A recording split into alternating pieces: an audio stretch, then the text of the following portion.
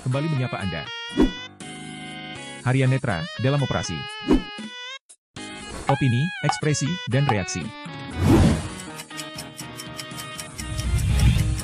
Menampilkan sahabat-sahabat Harian Netra untuk mengemukakan pikiran, atau memberi reaksi tentang semua yang ada di sekitar kita. Hadir untuk menemani hari Anda. Selamat menikmati.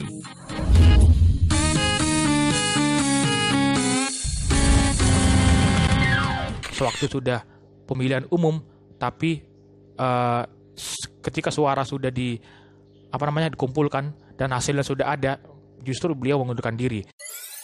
Jangan lupa klik subscribe dan nyalakan lonceng notifikasinya agar kita berkenan videonya.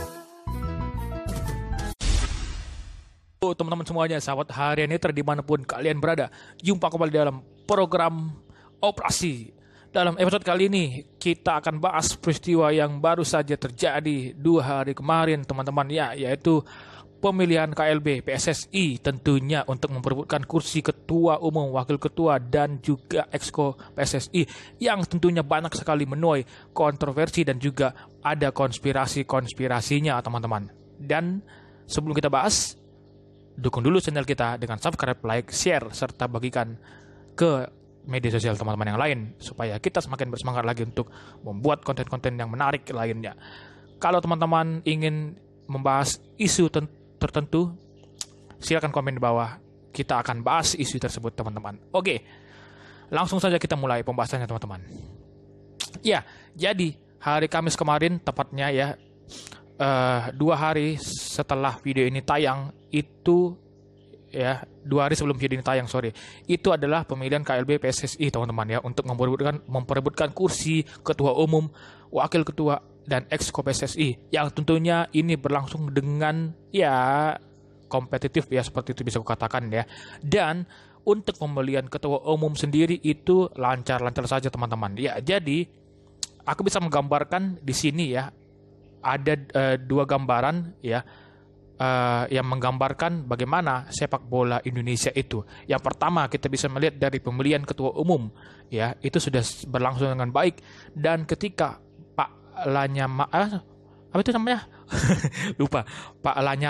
Pak Lanyala itu kalah dalam pemilihan suara untuk memperebutkan kursi ketua umum, itu mereka atau lebih tepatnya beliau itu tidak menjelek-jelekan atau tidak dalam tanda kutip marah atau seperti apa, tapi beliau justru berjiwa besar dan bersikap gentleman, laki-laki gentleman, di mana ketika mereka keluar terlihat bahwa Pak Erick Thohir dan Lanyala itu berangkulan, teman-teman, dan ini membuktikan sebenarnya gambaran sepak bola Indonesia itu, teman-teman, yang seharusnya seperti itu, sportif, saling menghargai, dan indah kelihatannya, terlihat oleh mata seperti itu.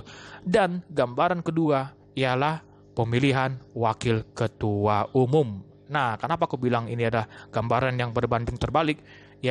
Inilah yang menggambarkan bagaimana sepak bola Indonesia itu, teman-teman, Oke, aku akan jelasin, teman-teman, apa yang terjadi sewaktu berlangsungnya pemilihan wakil ketua umum. Oke, jadi untuk pemilihan yang pertama itu pemilihan suaranya aku urutkan dari atas, teman-teman, itu dimenangkan oleh peringkat pertama Pak Zainuddin Amali, aku agak lupa namanya, Zainuddin Amali kalau nggak salah, teman-teman, koreksi di bawah kalau salah penyebutan. Dan yang kedua Pak Yunus Nusi kalau nggak salah, dan yang ketiga ialah Ratu Tisa. Itu pemilihan sudah dilangsungkan yang pertama, teman-teman. Tapi ada sebuah kesalahan, bisa dibilang sebuah manipulatif, sebuah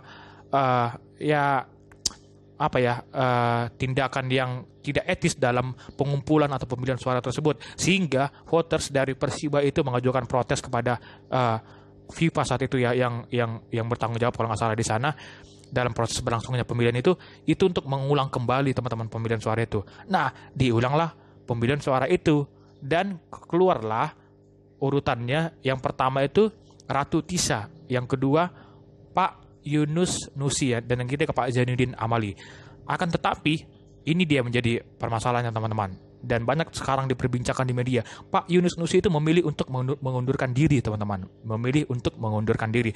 Nah, waktu ditanya oleh media, beliau hanya menjawab demi kebaikan sepak bola Indonesia. Nah, kita nggak tahu alasan sebenarnya apa, tetapi yang jadi permasalahan ialah bagaimana mungkin Pak Yunus Nusi itu mengundurkan diri. Seharusnya banyak yang menyayangkan ini. Seharusnya Pak Yunus Nusi itu mengundurkan diri, kalau ingin mengundurkan diri itu sejak awal sebelum pemilihan suara ini dilakukan. Bukannya sewaktu sudah pemilihan umum, tapi ketika suara sudah dikumpulkan dan hasilnya sudah ada, justru beliau mengundurkan diri. Dan naiklah Pak Zainuddin ke peringkat kedua teman-teman, karena Pak Yunus itu udah mengundurkan diri. Nah, ini juga menuai protes dan ya pendapat-pendapat yang kontra ya. Bagaimana banyak orang yang mengatakan bahwa itu tidak disahkan ya, tidak sah kalau suara itu dihibahkan ke orang lain seperti itu. Dan mereka mengacu kepada standar FIFA. Tidak ada sejarahnya FIFA itu dalam pemilihannya itu memberikan ya, menghibahkan suara itu ke orang lain ya. Dan ini kan tidak etis sebenarnya teman-teman ya. Ya kembali lagi beliau ya, Pak Yunus itu mengapa mengundurkan diri tanpa alasan yang jelas seperti itu. Ya banyak yang bilang Pak Zainuddin sebelumnya dan juga Pak Yunus itu sudah ya dalam tanda kutip bersepakat ya untuk memenangkan ini ya, di skenario katanya seperti itu teman-teman, kita nggak tahu ya. Aku hanya menyampaikan apa yang menjadi konspirasi di masyarakat atau di netizen. Nah, hal ini dapat dilihat juga banyak juga orang-orang yang memprotes atau ya yang mengkritik kenapa di dalam PSS itu ada 2 menteri, dan itu menterinya Pak Jokowi teman-teman ya, Pak Joko Widodo. Nah, apakah pemerintah akan intervensi? Nah, itu kan yang dikhawatirkan banyak orang. Tapi ini kembali lagi teman-teman ya, kalau menurutku pribadi, Pak Jokowi bukanlah orang yang suka mengurusi urusan-urusan yang tidak menjadi kewenangannya atau menjadi ya tugasnya seperti itu, yang bukan ranahnya. Beliau tidak atau bukanlah orang yang jenis seperti itu. Beliau pasti akan menyerahkan semuanya kepada ya yang berwenang, tentunya dalam hal ini ketua umum dan rekan-rekannya, sejawatnya.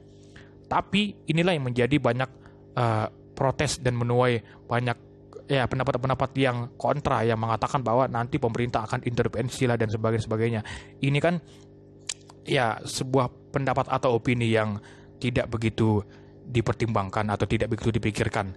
Ya kita pasti bisa belajar dari pengalaman banyak kasus-kasus di mana ketika pemerintah itu intervensi dalam kepengurusan PSSI ya itu pasti kita akan kena sanksi ya, seperti kasus India kemarin. Dan kupikir ya Pak Jokowi pasti tahu akan hal ini dan beliau tidak akan intervensi.